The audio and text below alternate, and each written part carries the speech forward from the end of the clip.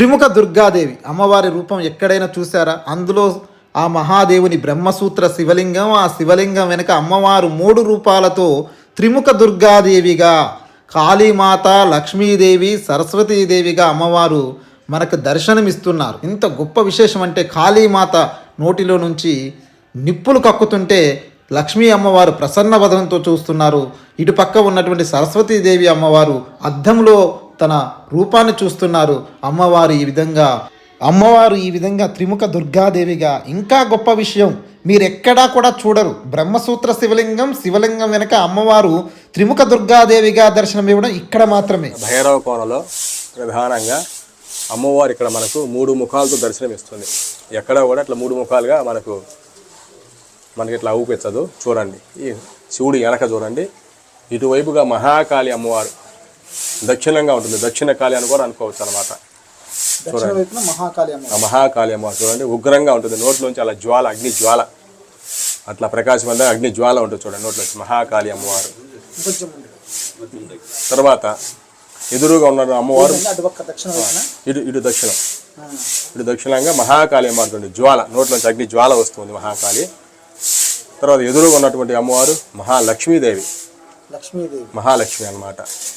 అటు ఉత్తరం ఇట్లా అద్దం చూసుకుంటూ మనకు దర్శనం ఇస్తుంది మహాసరస్వతి. చూడండి, అద్దం పట్టు 3 ముఖాలు అమ్మవారు, మహాకాళి, మహాలక్ష్మి, మహాసరస్వతి. మహాకాళి, మహాలక్ష్మి, మహాసరస్వతి 3 అమ్మలు కాబట్టి అమ్మని త్రిముఖ దుర్గాదేవి అంటారు. 3 కలిసి ఉంటే ఆదిశక్తి అన్నమాట, శక్తి స్వరూపిణి కాబట్టి ఆ శక్తి స్వరూపిణి అన్నమాట. 3 అమ్మవాళ్ళు ఒక తట్టు ఉన్నారంటే ఆమె ఆదిశక్తి అన్నమాట. కాబట్టి ఇక్కడ త్రిముఖ దుర్గాంబ ప్రధానం అన్నమాట. అమ్మవారి ముందు ఉన్నటువంటి స్వామి పేరు శివుడి పేరు భర్గులేశ్వర స్వామి. శివుడి పేరు భర్గులేశ్వర స్వామి అన్నమాట. అట్లా ఇక్కడ ప్రత్యేకత అన్నమాట. అది ఇక్కడ ప్రతి శివాలయంలో కూడా బ్రహ్మసూత్రం ఉంటాయి. చూడండి, ఇక్కడ కూడా బ్రహ్మసూత్రం. ఈ భర్గులేశ్వర స్వామి కూడా బ్రహ్మసూత్రం ఉంది. చూడండి, ఇక్కడ ముఖ్యంగా అమ్మవారికి జరిగే పూజా కార్యక్రమాలు ఏం జరుగుతాయి? ఇక్కడ మామూలుగా ప్రతి నవరాత్రులు, ప్రతి దసరా నవరాత్రుల్లో ఇక్కడ ప్రతిరోజు కూడా అమ్మవారికి చండీ హోమాలు ఉంటాయి. ఆ నవరాత్రుల్లో ప్రతిరోజు కూడా అమ్మవారికి అభిషేకము, తర్వాత లలితా సహస్రనామ కుంకుమార్చన, తర్వాత వచ్చేసి ఈ చండీ హోమాలు. అట్లా ప్రతిరోజు కూడా ఈ నవరాత్రులు, ఈ దసరా నవరాత్రులు రెగ్యులర్గా జరుగుతాయి. మిగతా రోజుల్లో ఏ పూజా కార్యక్రమాలు జరుగుతాయి అమ్మవారికి?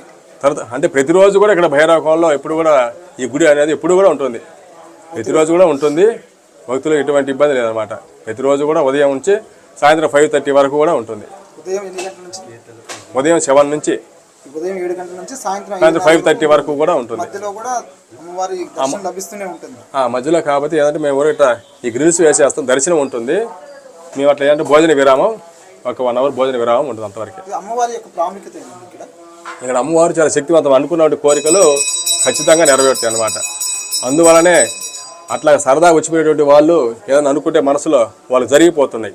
అందువల్ల వాళ్ళు మళ్ళీ అదే పని తదేకంగా ఎక్కడి నుంచో కూడా దూరవారి నుంచి కూడా వాళ్ళు మళ్ళీ వస్తూ ఉన్నారు. అమ్మవారికి వాళ్ళు భక్తులుగా మారిపోయి అనేకమైనటువంటి మొక్కుబళ్ళు కూడా తీర్చుకోవడానికి వస్తూ ఉన్నారు అన్నమాట. కాబట్టి అమ్మవారు చాలా శక్తివంతమైనటువంటి, అనుకున్న కోరికలు ఏమైనా జరిగిపోతాయి ఖచ్చితంగా. అది ఇక్కడ అమ్మవారు అన్నమాట. అది ఇక్కడ అమ్మవారికి శక్తి స్వరూపం అన్నమాట. ఎందుకంటే ఇవన్నీ